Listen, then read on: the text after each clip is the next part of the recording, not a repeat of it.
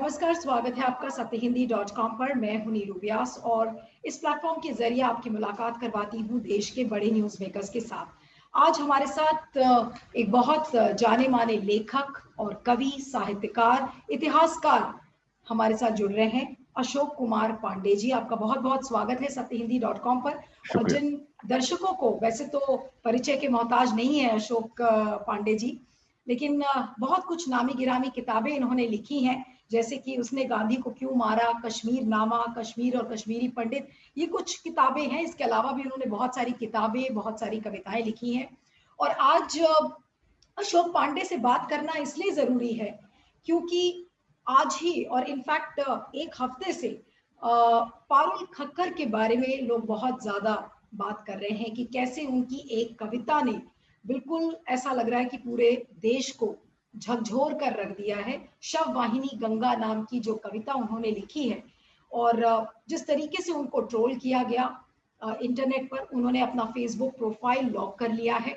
लेकिन क्या भविष्य है हमारे देश में? जो अभी मौजूदा सरकार है उसके अंडर इतिहासकारों का, साहित्यकारों का, लेखकों का, कवियों का क्या भविष्य लगता है? आज इन सारी चीजों पर हम अशोक कुमार पांडे जी से बात करेंगे। आपका एक बार बहुत बहुत स्वागत है फिर से सत्यहिंदी.com पर।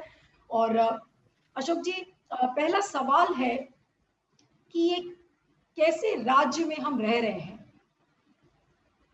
कैसे देखते हैं ये इतिहासकारों के या जो कवि हैं उनके भविष्य को? देखिए, हम जिस राज्य में रह रहे हैं या इस तरह का जो भी राज्य होता है, तानाशाही जो राज्य होता है, उसको लेखकों से बहुत डर लगता है। हमेशा से, ये आज की बात नहीं है, हमेशा से जहां भी तानाशाही हुई, चाहे वो हिटलर का जर्मनी हो, चाहे वो जियाउल हक का पाकिस्तान हो, इनको हमेशा राइटर्स से बहुत डर लगता है, लेखकों से बहुत डर लगता है। कारण क्या है? कारण ये है कि हिस्ट्री का वो वर्जन ये चाहते हैं जो इनको सूट करे। जो व्हाट्सएप पर दिन रात इतिहास लोगों के पास पहुंच रहा है, वो इतिहास चाहते हैं जिसमें गोडसे हीरो लगे और गांधी को विलन बनाने की कोशिश हो। कवियों से ये चाहते हैं कि ये उनकी तारीफ करें, या तो फूल पत्ती पे लिखें और अपनी दुनिया में मस्त रहें, या उनकी तारीफ करें। जहां भी इनकी आलोचना होती है, दरअसल ये जो तानाशाह होते हैं, जिनको अपराजेय दिखाया जाता है, जिनको परफेक्ट दिखाया जाता है, वो कैसे दिखाया जाता है कि इनके अगल बगल के जो चाटुकार है, मीडिया है, आप लोग मुझसे बेहतर जानते हैं, उसमें वही नरेशंस चलाए जाते हैं जो नरेशन उनकी उस महान छवि को सेटिस्फाई करे। कोई ये ध्यान नहीं देता कि हिंदुस्तान में वैक्सीन मिल रही है, नहीं मिल रही है, लेकिन वैक्सीन गुरु बताने की होड़ लग जाती है। सब कुछ ठीक ठाक है, सब चंगा सी, ये दिखाने का लगातार प्रयास होता है। और इस कोशिश में जो हमारा सुप्रीम लीडर होता है, हम चाहते हैं कि उसको हमेशा as a hero, as a warrior पेश किया जाए, जो सारे युद्ध जीत जाता है। आप देखिए, कोरोना जैसी चीज के लिए शब्दावली कौन सी उपयोग की गई? युद्ध की। भाई, ये युद्ध नहीं है, ये मानवता संकट में है और मानवता को संकट से बचाने का मामला है।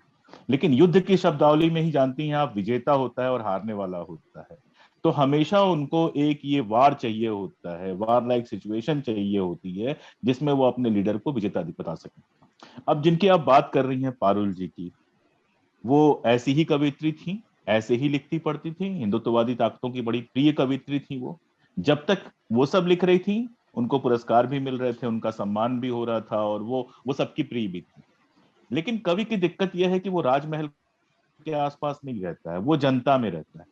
वो देखता है कि पड़ोस की बिल्डिंग में किसकी डेथ हो गई, वो देखता है कि हमारे रिश्तेदार कोई जब बीमार पड़े तो उनको हॉस्पिटल मिला कि नहीं मिला, वो देखता है कि ऑक्सीजन के लिए कैसे लोग पागलों की तरह दौड़ रहे हैं। और देखिए, एक मिनिमम संवेदना तो होती ही है जिसके चलते कोई कविता लिखना शुरू करता है। ये कोई धंधे का काम तो है नहीं, इसमें बहुत पैसा मिलता भी नहीं है। तो कोई भी जब कलम उठाता है, खासतौर पे रीजनल लैंग्वेजेस में या हिंदी जैसी भाषा में, तो पैसा बाद में सोचता है, पहले वो संवेदना होती है जो उससे लिखवाती है।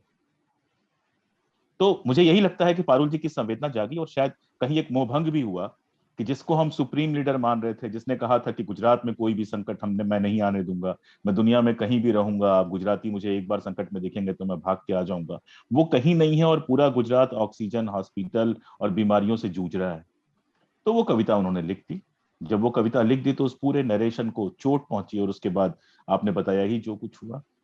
देखिए, भविष्य का सवाल ये है कि निश्चित रूप में ऐसी सरकारों से उस आदमी को या उस औरत को या उस लेखक को तो बिल्कुल भी उम्मीद नहीं करनी चाहिए जो जनता की बात करता है। लेकिन साथ ही ये भी जानना चाहिए कि पता नहीं कितने चाटुकार और चारण आए और गए। और जब मैं चारण कह रहा हूं तो किसी जाति की बात नहीं कर रहा हूं, जो उस तरह के लेखन की प्रवृत्ति है मैं उसकी बात कर रहा हूं। तो कितने ही ऐसे चाटुकार, ऐसे लोग आए जिन्होंने राजाओं की, शासकों की प्रशंसाएं लिखी और खत्म हो गए, उनको आज कोई नहीं याद करता है। उस जमाने में उनको इनाम मिले, इकराम मिले, पोस्ट मिले, इनाम मिले, लेकिन कोई याद नहीं करता है। लेकिन चाहे वो प्रेमचंद हो, चाहे वो कबीर हो, और चाहे हमारे समय के मुक्तिबोध से लेकर अभी तक के तमाम लेखक हों जिन्होंने जनता के पक्ष में आवाज उठाई, उन्होंने अपनी जिंदगी में तो बहुत कुछ नहीं पाया, लेकिन उन्हीं को उस वक्त भी लेखक माना गया और आज भी हम आदर से उनका नाम लेते हैं। तो भविष्य तो लेखकों का ही है। सत्ताएं आती जाती हैं, शब्द अमर रहते हैं। आपने बड़ी मोटिवेट करने वाली बातें अशोक जी बोली हैं, लेकिन जिस तरीके का डिस्कोर्स गुजरात में अब शुरू हुआ है, और खासकर पारुल खक्खर की कविता की मैं बात करूंगी कि ज्यादातर गुजराती पोएट्स, गुजराती साहित्यकार, बहुत कम ऐसे, अभी कम से कम हाल फिलहाल में तो हम लोगों ने नहीं देखा कि बहुत सारे लोग सरकार के खिलाफ, खासकर नरेंद्र मोदी के खिलाफ लिखने वाले कवि और साहित्यकार नजर आए सामने। तो आपको लग रहा है कि गुजरात में ये एक नए तरीके का डिस्कोर्स की शुरुआत पारुल ने की है? देखिए, अंडर करंट हमेशा रहा है। होता क्या है कि जब हम प्रिविलेज बैकग्राउंड से आते हैं, अपर कास्ट हिंदू बैकग्राउंड से जब हम आते हैं, तो वो प्रिविलेज हमें मिला होता है, उसमें हम अगर सत्ता के साथ हो जाते हैं तो फिर तो बल्ले बल्ले है। लेकिन उस समय भी बहुत सारे ऐसे लोग जो या तो उस प्रिविलेज बैकग्राउंड से नहीं आए हैं, और या फिर प्रिविलेज बैकग्राउंड से आते हुए भी जिन्होंने अपने को जनता के साथ खड़ा किया है, वो पहले भी लिख रहे थे। मुझे याद है कुछ साल पहले की बात है, उर्दू एकेडमी का एक पुरस्कार के लिए कोई नॉमिनेट हुए थे कवि, और उन्होंने कोई बयान सरकार के खिलाफ दे दिया था, तो वो नॉमिनेशन कैंसिल कर दिया था। मैं लंबे समय से गुजरात में तो मैं 10 साल रहा हूं, लेकिन लंबे समय से गया नहीं हूं और वहां के साहित्य संसार से बहुत मेरा परिचय रह नहीं गया है। तो इसके बावजूद मैं जानता हूं कि कई सारे हिरन गांधी है और ऐसे कई सारे लोग हैं जो लगातार लिख रहे हैं। होता क्या है कि जो चाटुकार हैं, जो सत्ता के साथ हैं, उनको लाइमलाइट मिलती है तो लगता है वही कवि। आप हिंदी कविता, आप तो जिस जगह से जुड़ी हैं, आप टीवी चैनल्स के बारे में देखिए, उनमें हिंदी कवि या लेखक किसको माना जाता है? वही जो सत्ता को पसंद, जो सत्ता जिनको पसंद करती है, उन्हीं पे प्रोग्राम चलते हैं, उन्हीं को एक्सपर्ट की तरह बुलाया जाता है, उन्हीं की किताबों पर बात होती है। लेकिन ऐसा नहीं होता है कि सरकार के खिलाफ लिखने वाले या जनता के पक्ष में लिखने वाले लोग नहीं होते। मेरा मानना है वहां पर भी होंगे लोग, लेकिन हाँ, एक प्रिविलेज क्लास से आने वाली ऐसी लेखिका, एक सामान्य सी घरेलू महिला और लेखिका जो कल तक उनके साथ थी, अगर उसका मोह भंग हुआ है तो ये मान के चलिए कि और भी बहुत सारे लोगों का मोह भंग हुआ है। हो सकता है अभी वो हिम्मत नहीं कर पा रहे हों, लेकिन जिस दिन वक्त आएगा वो हिम्मत करेंगे, ये बिल्कुल तय बात है। ये जो साहित्यकार और लेखकों की बात है, ये हमने 2015 में भी देखा था कि जब लोगों ने अपने अवार्ड्स वापस करने शुरू किए और कहा कि लेखकों, और जब ये MM कालबुर्गी और गौरी लंकेश वाला जब एपिसोड हुआ, तो उसके बाद सब लोगों ने अपनी प्रोटेस्ट को जाहिर किया, और प्रणब मुखर्जी जो उस समय राष्ट्रपति थे, उनको चिट्ठी भी लिखी गई। तो उस समय से ही एक असहिष्णुता किस तरीके से समाज में आ रही है, उसके बारे में इन सारे साहित्यकारों ने और सबने मिलकर इस बात को लेकर लिखा। लेकिन मौजूदा सरकार की कानों में बिल्कुल जूं नहीं रेंग रही है, और ऐसा लग रहा है कि अभी भी उन्होंने तय कर लिया है कि इन्हें कोई फर्क नहीं पड़ता, चाहे कुछ भी, जो भी लिखना चाहे। तो कैसे देखेंगे जो साहित्य का भविष्य है, और जो बड़े साहित्यकार हैं, वो इस दरिया में कैसे आगे तैर कर जाएंगे? देखिए, कई बार मुझे ऐसा लगता है ना कि चाटुकारों की मंडली जब आपके पास खड़ी होती है, आसपास चारों तरफ से घिरा होता है, तो आपको दिखाई देना बंद हो जाता है। आप नेचुरली हमारी तरह तो सोशल मीडिया आप देखेंगे नहीं, इतना समय तो आपके पास होगा नहीं, और आप इतने हम्बल हो भी नहीं सकते हैं। तो आपके चारों तरफ ऐसे लोग खड़े हैं जो वो आईना बन जाते हैं, जिनमें आप सुबह उठते हैं और उठते ही पूछते हैं कि मैं कैसा लग रहा हूँ, और सारे आईने एक साथ कहते हैं कि सर आप सबसे खूबसूरत लगते हैं, और सोने तक वो लगातार यही कहते रहते हैं। मुझे यही लगता है जो आसपास लोग हैं, और यही कई बार आपके नष्ट होने का कारण भी बन जाता है। आप इतिहास उठा के देखिए तो ऐसे बहुत सारे तानाशाह समझ ही नहीं पाए कि जनता उनके खिलाफ हो गई। वो अपनी बनाई दुनिया में इतने खुश थे कि उनके समझ में नहीं आया कि लोग नाराज हो गए। मैं अगर नरेंद्र मोदी होता तो इस कविता को पढ़ने के बाद पहली फ्लाइट लेके अहमदाबाद जाता, उस महिला के आगे हाथ जोड़ के कहता कि बहन मुझसे गलती हुई और अब मैं आ गया हूं, अब गुजरात में कुछ नहीं होगा, और सारा माहौल गुजरात का बदल जाता। जितने लोग उनके मुखालिफ आए थे वो सारे लोग जो है उनके पक्ष में कहते थे कि हाँ यार ठीक है, गलती हुई, लेकिन इस आदमी ने आकर तुरंत सुधारा। लेकिन वो जो महल आपने बना लिया, आप तो सेंट्रल विस्टा में और बड़ा महल बन रहा है, वो जो महल बना लिया और चारों तरफ चाटुकारों से आप घिर गए, तो आपने मान लिया कि मुझसे तो कोई गलती हो ही नहीं सकती। और आप जानती हैं कि गलतियां हमसे तभी होती हैं जब हम ये मान लेते हैं कि हमसे तो कोई गलती हो ही नहीं सकती। हमारे एक सीनियर थे, वो मुझसे कहा करते थे कि अशोक, लिखने का संकट तब शुरू होता है जब छपने का संकट खत्म हो जाता है। यानी जब मुझे ये मालूम है कि मैं जो भी भेजूंगा सिर्फ मेरे नाम से छप जाएगा, एडिटर हिम्मत नहीं कर पाएगा उसमें बहुत कटाकुटी करने का, क्योंकि मेरा नाम बड़ा हो गया है, जब भी ऐसा वक्त आपकी जिंदगी में आता है, तब आपको खुद तैयार रहना होता है कि एक भी लफ्ज मुझे गलत नहीं लिखना है, मुझे खुद को सेल्फ क्रिटिसाइज लगातार करते रहना है ताकि मैं अपना बेस्ट प्रोड्यूस कर सकूं। तो इस वाली स्थिति में शासन पहुंचा है तो नुकसान साहित्य का नहीं है, नुकसान शासक का है। साहित्यकार क्या करते हैं? जनता की आवाज को आप तक पहुंचाते हैं। आपका काम होता है कि उसमें से अपने काम की चीज निकालकर अपने तरीके सुधारना। अगर आप नहीं सुधार रहे, नुकसान सत्ता का है। और सत्ताएं एक दिन जाती हैं, मतलब ऐसा हो ही नहीं सकता कि कोई सत्ता अनंत काल तक हो। मैं नहीं रहूंगा, आप नहीं रहेंगी, मोदी जी नहीं रहेंगे, लेकिन भाजपा की सत्ता भी नहीं रहेगी। वहीं पे शब्द रहेंगे, ये साहित्य रहेगा, और आगे आने वाली भी जो सत्ता होगी ना, उसके लिए आईने की तरह होगा। वो चाहेगा कि ये गलतियां मुझसे ना हो।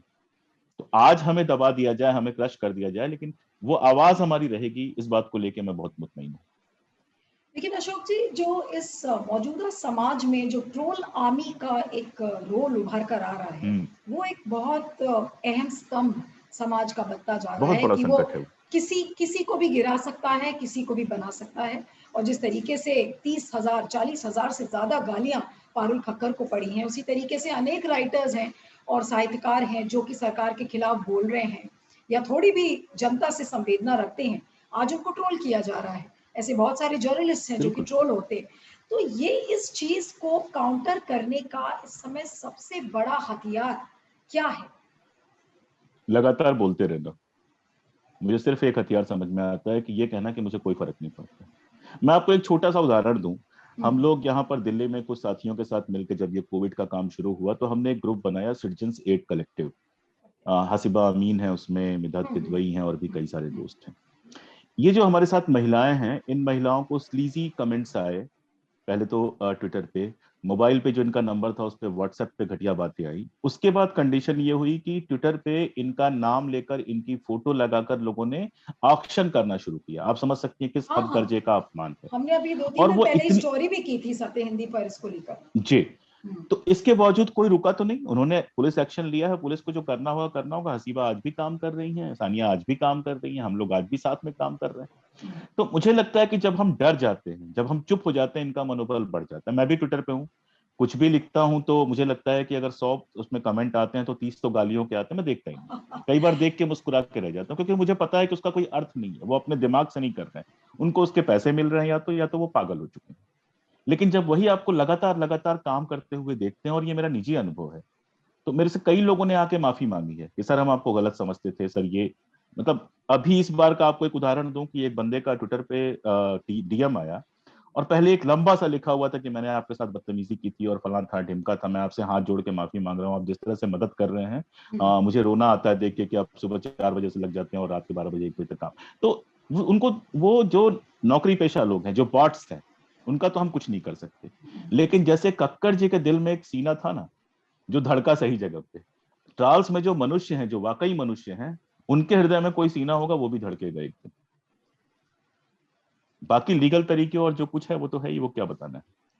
लेकिन आपने कहा कि आपने जैसे पूरी एक मदद करने की के लिए पूरा एक सेल बना रखा है। ऐसे बहुत सारे लोग हैं आज जो समाज में लोगों की मदद कर रहे हैं इस महामारी के बीच में। लेकिन आपने मोदी सरकार का एक रवैया देखा है कि जो मदद कर रहा है उसे मोदी सरकार पसंद नहीं करती। आज चाहे वो बीवी श्रीनिवास हो, चाहे सोनू सूद हो, या फिर दिलीप पांडे जैसे लोग हो, मोदी सरकार उनको पसंद ही नहीं कर रही है। तो उसका कारण क्या है? क्या मोदी सरकार किसी इंफीरियोरिटी कॉम्प्लेक्स की शिकार हो गई है इस समय महामारी के दौरान? हर हर तानाशाह नरेंद्र मोदी तो पहले दिन से इंफीरियरिटी कॉम्प्लेक्स के शिकार है। जिस तरह से नेहरू को लेके, जिस तरह से इतिहास को लेके बात करते हैं, मुझे बार बार लगता है कि वो वैसा बनना चाहते हैं, और वैसा बनने के लिए जो जरूरी चीजें होती हैं उनके पास है नहीं, तो वो इंफीरियरिटी कॉम्प्लेक्स तो है ही। ये पूरी आइडियोलॉजी एक तरह के इंफीरियरिटी कॉम्प्लेक्स से ग्रस्त है। इसको पता है कि आजादी की लड़ाई में हमारा कोई रोल नहीं है, इसको पता है कि नेशन बिल्डिंग के पूरे प्रोजेक्ट में हमारा कोई रोल नहीं, और इसे बताना है कि हमारे अलावा किसी का रोल नहीं है, सिर्फ और सिर्फ हमारा रोल। देखिए हिस्ट्री के साथ जो करते हैं वो क्या करते हैं, अपना कुछ बताने के लिए नहीं है, इसलिए जो पहले से हैं उनको मलाइन कर दो। सत्य हिंदी पे ही विजय जी से बात हो रही थी, विजय त्रिवेदी जी ने जब बात की थी मेरी किताब पे, तो मैंने यही कहा था उनसे कि दरअसल जो इतिहास पुरुषों को मलाइन करने का मामला है वो क्या है, मैंने कुछ किया नहीं है, नीरू जी ने बहुत कुछ किया है, तो ये साबित कर दो कि भाई नीरू जी तो करप्ट है, तो बिना कुछ किए मैं महान बन गया। तो ये इनका तरीका रहा है, यही चीज इस बार हुई, खुद कुछ किया नहीं है, दूसरों ने किया है, जो साफ साफ दिखाई दे रहा है। भाई हम लोग तो खैर सामान्य लोग हैं, लेकिन श्रीनिवास जैसे लोगों का, दिलीप कुमार पांडे जैसे लोगों का तो बहुत साफ साफ दिख रहा है कि सैकड़ों नहीं हजारों जानें इन लोगों ने मिलकर बचाई हैं, और पार्टी लाइन फॉलो किए बिना। दिलीप पांडे के पास जिसका भी मैसेज गया दिलीप भाई ने हेल्प की, श्रीनिवास के पास जिसका भी मदद मैसेज गया श्रीनिवास से जहां तक संभव हुआ उसने मदद की। तो वो इन्फियाटी दिख रही है, कह रहा हमने तो कुछ किया नहीं, तो फिर क्या करना है, इनको बदनाम करने की कोशिश करो, कभी टूल किट ला दो, कभी पुलिस भेज दो, कभी कुछ कर दो। तो ये पागलपन है। अगर आप ईमानदारी से सोचिए तो इन लोगों ने क्या किया, इन लोगों ने तो प्रेशर हल्का कर दिया। अगर मान लीजिए कोई ग्रुप मदद नहीं कर रहा होता तो कैसा भयानक विस्फोट हुआ होता। तो हम लोगों ने तो अगर देखिए तो मूलतः जनता के साथ साथ सरकार की भी मदद की। कितना अच्छा होता कि 10 दिन बाद प्रधानमंत्री जी टीवी पे आते, हमारे जैसे सारे लोगों को थैंक यू बोलते कि 10 दिन आप लोगों ने बहुत मेहनत की, अब आप घर में बैठ के ये गवर्नमेंट ऑफ इंडिया का अलग अलग स्टेट्स के लिए हेल्पलाइन ऑक्सीजन का है, ये बेड का है, ये फला है, ये ढिमका है, और अब सरकार सारा काम करेगी, आप लोग बैठ के, काम तो सरकार का ही था। लेकिन ये उनसे हो नहीं सकता, ये उनकी जीन में नहीं है, मैं उन्हीं की भाषा उपयोग कर रहा हूँ कि उनकी जीन में किसी की मदद करना नहीं है।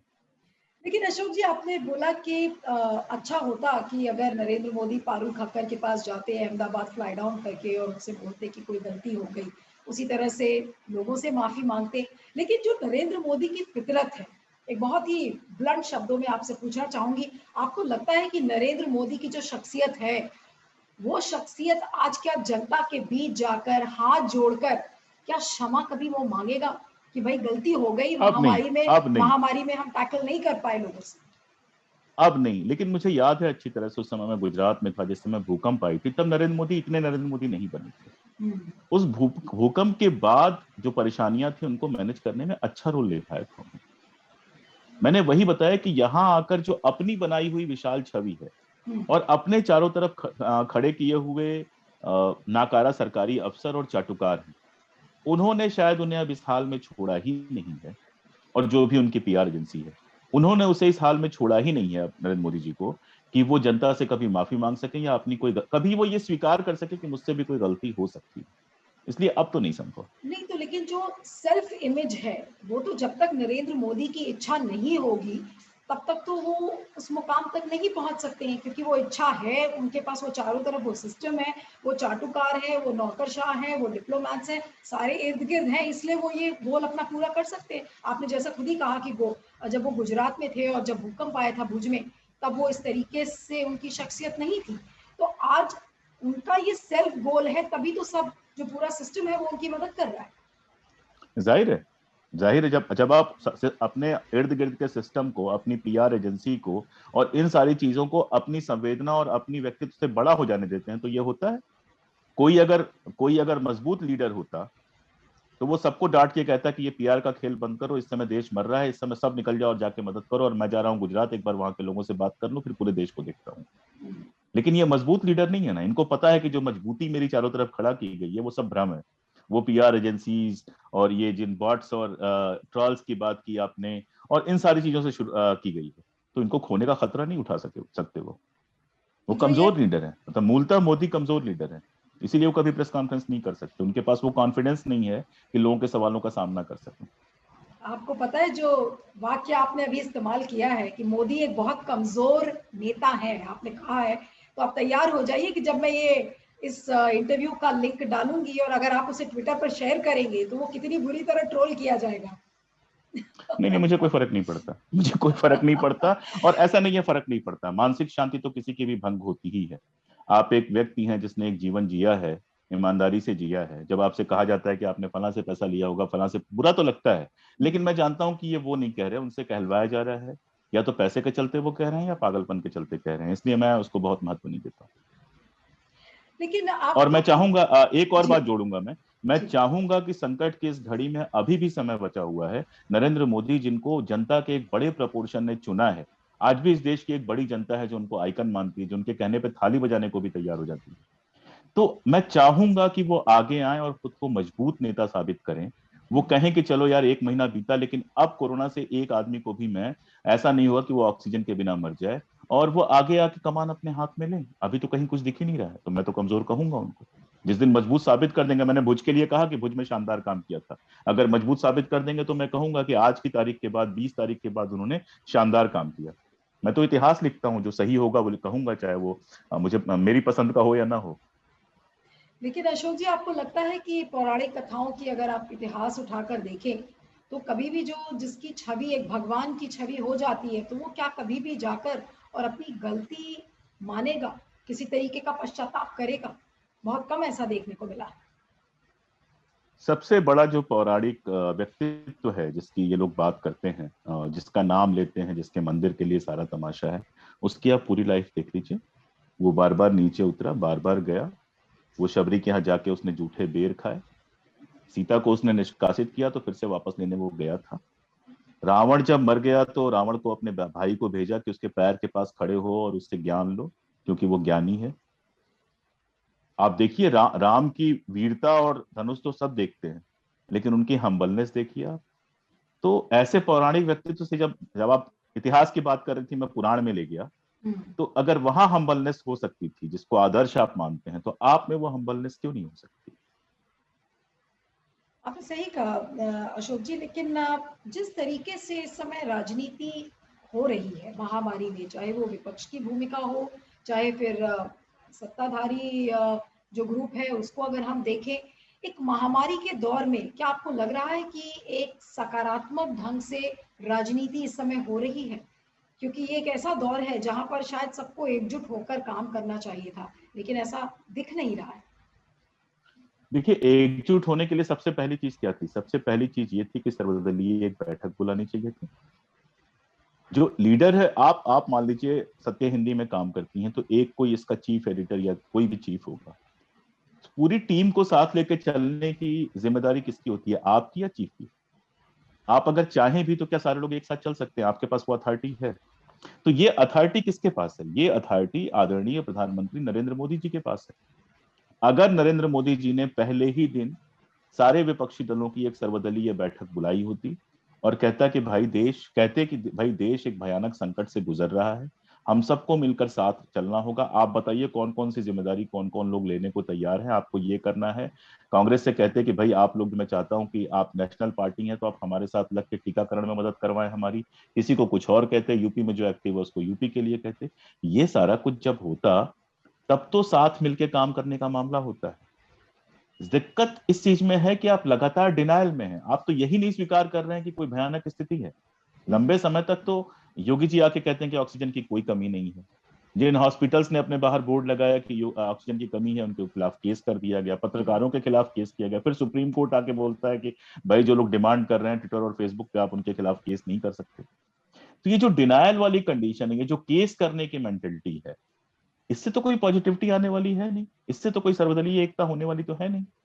बात तो तब होती जब प्रधानमंत्री पहले सर्वदलीय बैठक करते, फिर कितना अच्छा होता कि विपक्ष के 3-4 नेताओं के साथ सार्वजनिक रूप से देश को संबोधित करते कि ये समय राजनीति का नहीं है, ये समय हम लोग सब लोग मिलकर देश को इस विपदा से बाहर निकालेंगे। नागरिकों से अपील करते, मैं कह रहा हूं आर्थिक अपील भी करते,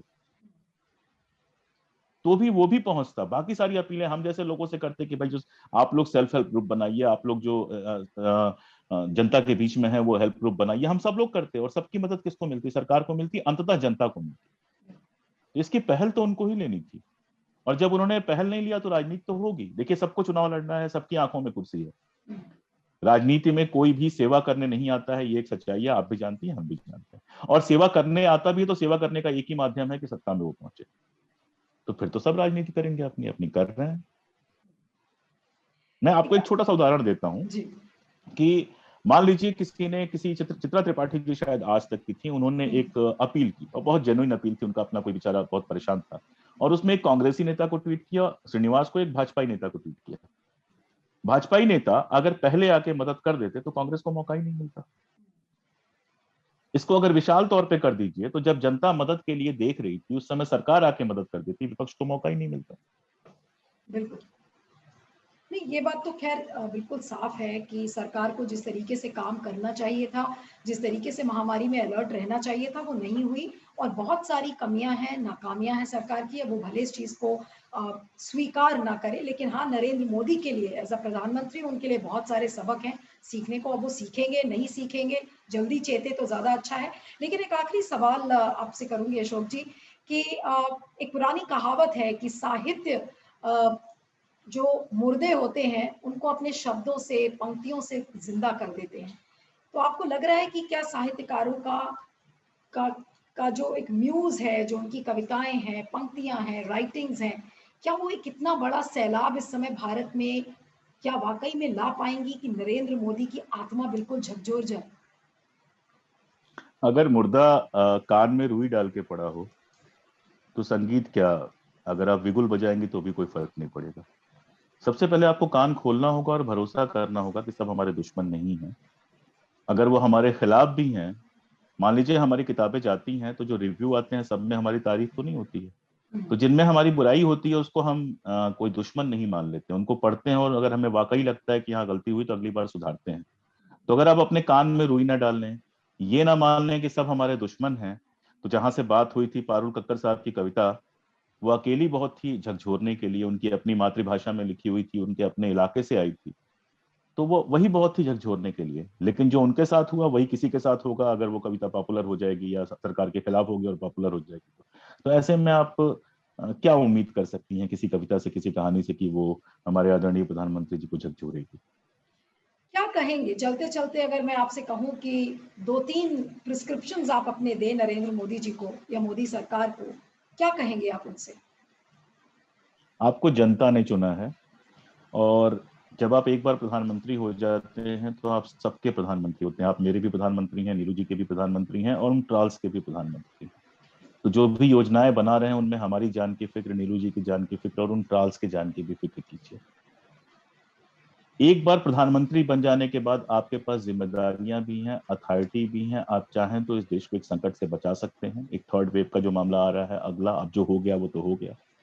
और अगर नहीं चाहेंगे तो फिर वो एक शख्स जो तुमसे पहले यहाँ तख्त नशी था, उसे भी अपने खुदा होने का इतना ही यकीन था। सत्ताएं कभी परमानेंट नहीं होती हैं। एक कहा जाता है कि हजारों वर्षों में कुछ नहीं बदलता है, रातों रात सब कुछ बदल जाता है।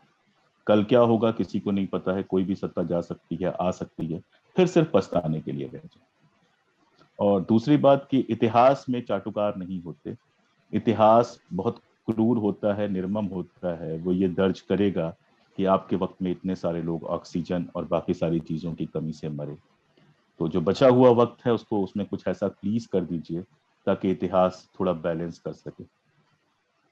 सही कहा आपने। और आपकी इस इंटरव्यू के दौरान ही आपने एक लाइन बोली कि जो साहित्यकार हैं, कवि हैं, वो महलों में नहीं रहना चाहते बल्कि जनता के बीच रहना चाहते हैं। तो मुझे उम्मीद है कि प्रधानमंत्री नरेंद्र मोदी या मोदी सरकार वाकई में अपने महल से बाहर निकलकर और ये आंखें खोलकर, कान से अपने रुई निकाल कर ये देख सकेगी, सुन सकेगी कि जनता आज किस तरह से चीख रही है इस महामारी के बीच। आपका बहुत बहुत शुक्रिया अशोक पांडे जी। और आप सभी दर्शकों से गुजारिश है कि ये इंटरव्यू अशोक पांडे के साथ आपको कैसा लगा, इसके बारे में फीडबैक जरूर दीजिएगा।